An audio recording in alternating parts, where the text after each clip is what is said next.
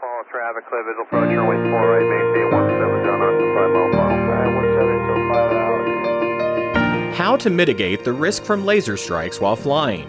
From the National Business Aviation Association, this is Flight Plan, sponsored by Varion. I'm Rob Finfrock with your trusted source for the very latest business aviation news and information. According to the FAA, in 2023, there were more than 13,300 reported laser strikes on commercial airline, military, and general aviation aircraft across the United States.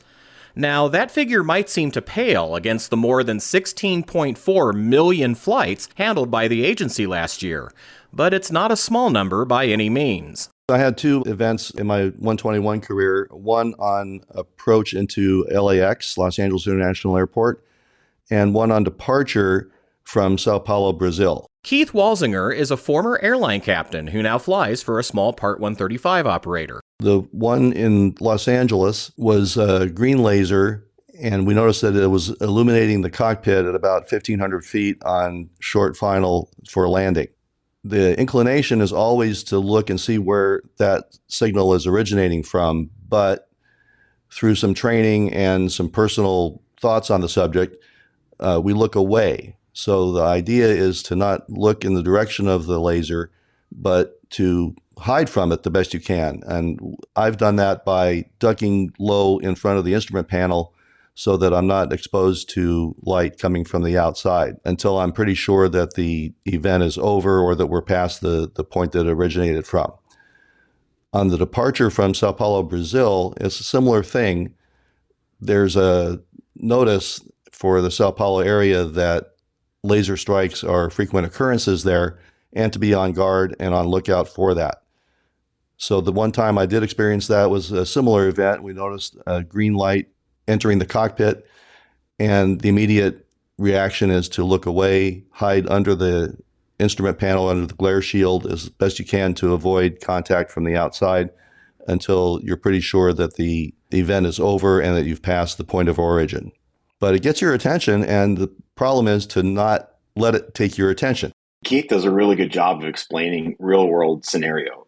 Those two events that happened to him are unfortunately not unique to him. We're seeing an increase in laser strikes around the country. Kevin Morris is a senior technical advisor with the FAA, who's very familiar with this subject. The concern is obviously distraction, at worst, temporary blindness from the laser getting actually into the eye. Although we haven't had many reports of physical damage occurring, I explained to people that it's like a flashbulb going off in a dark room. You're going to have temporary blindness if it really gets into your eye. And that's something that we're very concerned with at the FAA. In fact, just recently, shining a laser or pointing a laser at an aircraft has become a federal crime that can be handled by different departments within the federal government, and additional fines, tens, if not hundreds of thousands of dollars, depending on the type of laser event and what was going on at the time, can be levied against the individual. So on the enforcement side, we're very serious about handling these and identifying the perpetrators and managing the risk. My third guest is Michael Ott, a longtime captain and director of program operations at Phoenix Air. Like Keith, Mike has experienced 2 laser strikes in his flying career. We had on an ILS approach to Chattanooga, I believe it was runway 20. I think it was about 8.5 miles out, cockpit filled with green light, just as Keith said, looked away. The most useful thing you can actually do at that point, because it's generally only on one side of the cockpit, is the other person should be flying and you should be looking down, taking notes on where you are and other useful information that you can provide to help law enforcement and the FAA deal with the situation. So that's what I was doing because it was on my side of the cockpit. Bright green light fills the cockpit. And then on the approach to Ramstein at about 10 miles, we also had a laser strike probably a year and a half later, also green light, but we were a little higher and it was a little further away, so it wasn't quite as striking an event. And in that case also, look down, focus on your instruments, keep your eyes away from the windows, and generally that's how we were able to proceed. Mike, you and Keith have described incidents that happened within fairly close proximity to airports. I know you've researched this subject. Is that where these laser strikes most often occur? According to the FAA's database for 2023, the greatest number of those events occurred to aircraft between 5,000 and 15,000 feet MSL. I'm still working on associating their height above the actual airport where they occurred, where we can associate an airport. But generally, it's within 10 miles on an approach path to an airport. You start getting higher, it becomes very difficult to hit an airplane with a laser above 15,000 feet because a laser beam is very small. It's collimated light. So it's meant to remain with a very small cone like you would normally have a regular light bulb. And you just have trouble focusing something at small on something as small as an aircraft that's at least 2 nautical miles or more away from you.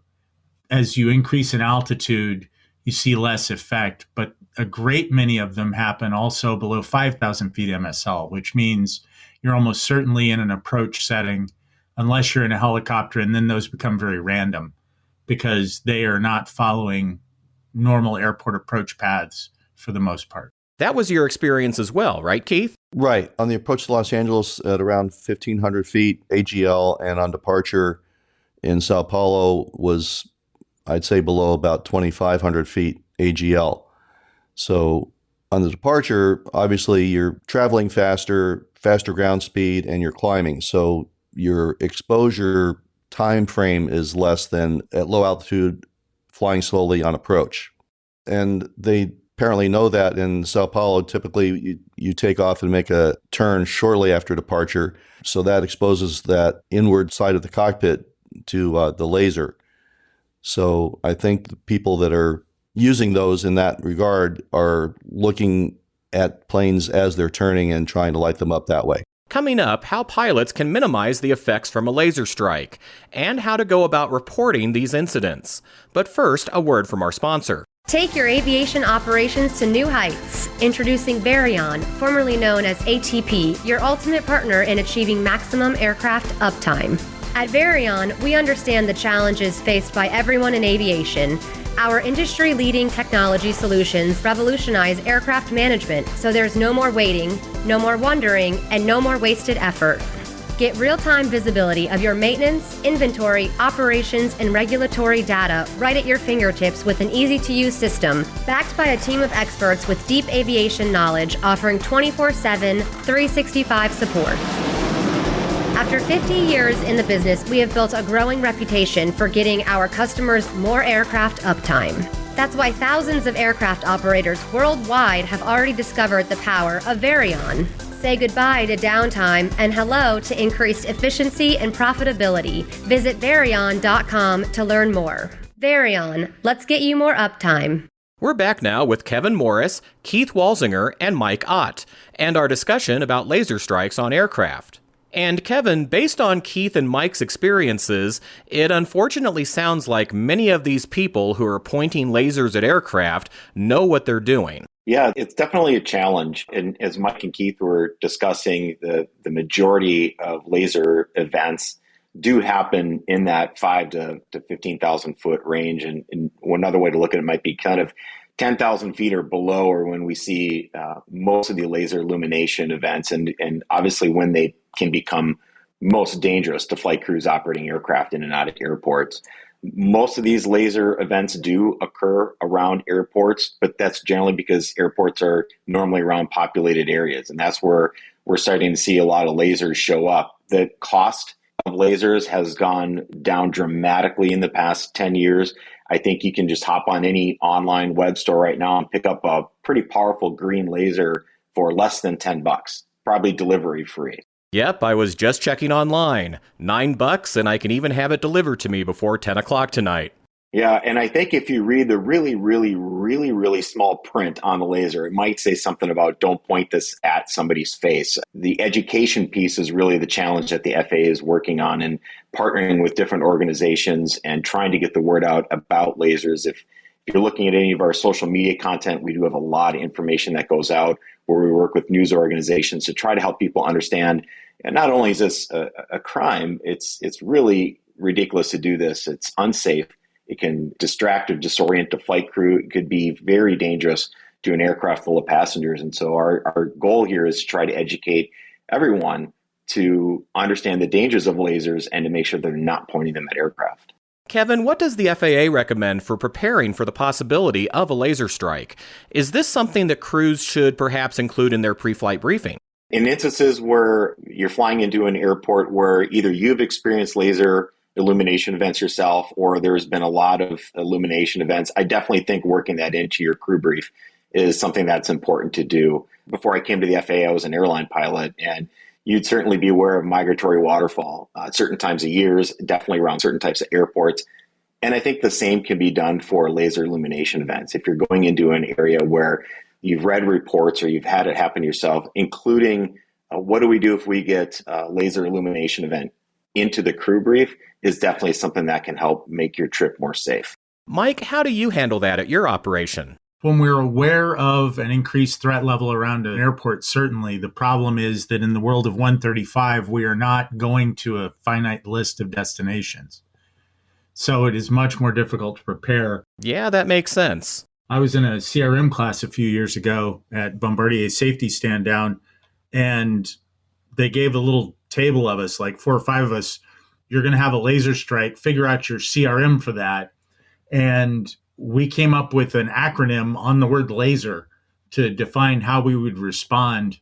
And it became part of how I prepared FOs and people I was training. You know, L for look away, A for aviate, because you still have to fly the aircraft. S for assess the situation, figure out, you know, is somebody injured? Is somebody flash blinded? Figure out what you have in front of you.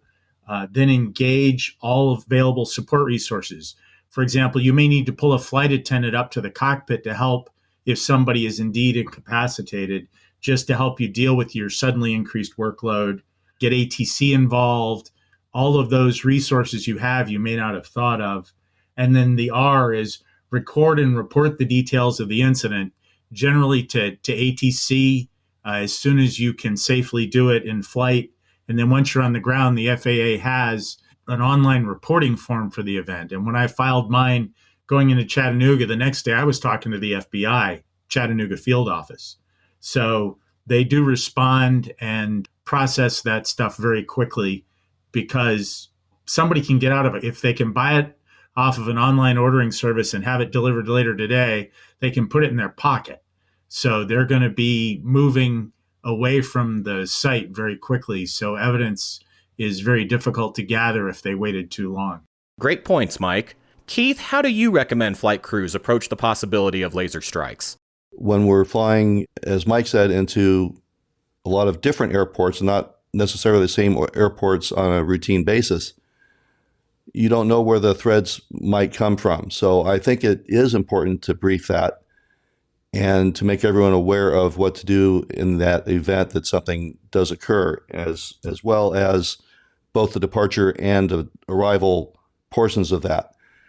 One other question I had maybe that Kevin might answer is the FAA is doing a great job on tracking these laser events, and they have the Laser Initiative website that has a lot of great information on it. I'm just wondering, as Mike and I have experienced international laser events, what tracking is being done internationally, and do we in the U.S. have access to it? That's a really good question, and I'm not sure on the access piece, but I do know our international office does work regularly with other regulatory bodies around the world to track different types of events, and they meet regularly then to discuss those types of events. Obviously, what we put out on our website is U.S.-based, coming from our data from pilots like Mike and Keith, who are reporting laser events, who are filling out the form that was just brought up. So that helps us better to track that. But I'm not exactly sure if we have a sort of worldwide repository of laser events where maybe you could go look and see for an airport like Sao Paulo if there are those types of events happening. Something that definitely we can check into and maybe provide additional information to our pilots out there. Keith, Mike mentioned his revised laser acronym for how to respond to a laser strike in the cockpit. What is your checklist for dealing with such an event? The first thing would be to make a call out to your other crew members to say, hey, there's a laser, and everybody look away. So whether it's look the opposite direction out the window from the direction that the laser is coming from, or to focus your gaze into the cockpit for a few seconds at least, it's the best way, I think, to avoid any even momentary vision damage. One other thing I will mention really quickly is talking about briefing laser strikes, and as was mentioned, briefing bird strikes. This is probably best handled in a training event where we talk about different scenarios and things that could happen rather than briefing on an individual flight. I think if we have a general awareness that these things are out there and that they can happen, then we'll be prepared when they do to take the appropriate action rather than briefing it on each and every flight or every day. Mike, regarding the last step of your mnemonic, reporting, how should flight crews report where a strike might have come from, given the first response should be to look away? Your primary report is not where the laser is, but where you are and from what direction the light came. If you do any more than that, you have not looked away and you are taking a chance on injury, flash blindness, and other things.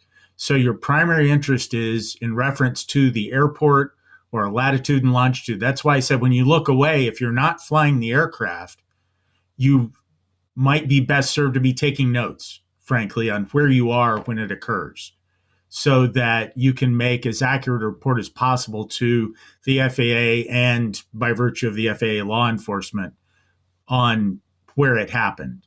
Kevin, I'd imagine that's the point where the FAA gets involved. Yeah, absolutely. The reporting piece is critical, as pointed out. As soon as you're able to report the laser illumination event to the tower or the air traffic control frequency you happen to be on, provide as much detail as you can. With all respect, if you need to look away, that's primary.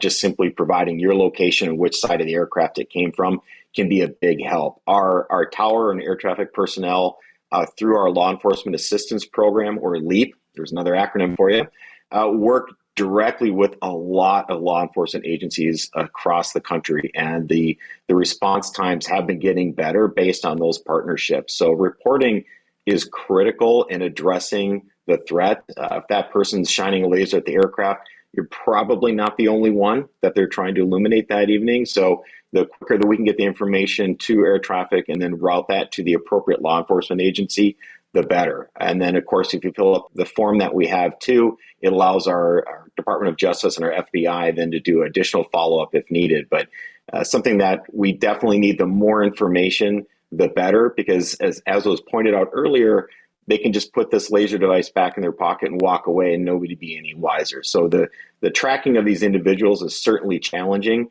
but the reporting is key to addressing the issue as best we can.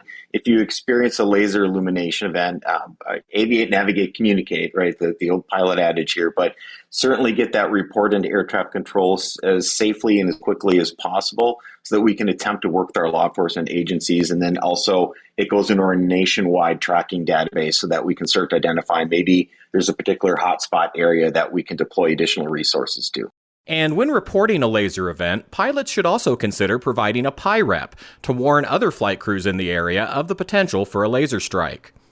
And while we focused on business aviation operations in this discussion, by far the most reported laser strike incidents involve commercial airliners, which makes sense given the regularity and predictability to their operations. But no segment of aviation is immune from this risk. Flight training and helicopter operations in particular need to be aware of the potential for laser strikes as well. For more information about mitigating the risk from laser strikes, including links to FAA resources on this subject, visit nbaa.org/laser. And that's the latest from the National Business Aviation Association. Remember, you can subscribe to all Flight Plan episodes at Apple Podcasts, Google Podcasts, and Spotify, or wherever you find your favorite podcasts, including by asking your virtual assistant or connected device. Of course, you can also download Flight Plan directly from nbaa.org. I'm Rob Finfrock. Thanks for listening, and join us next time for a new episode of Flight Plan. Miles right base, sending out 3500. All right, we got him inside. We're still on 170 coming.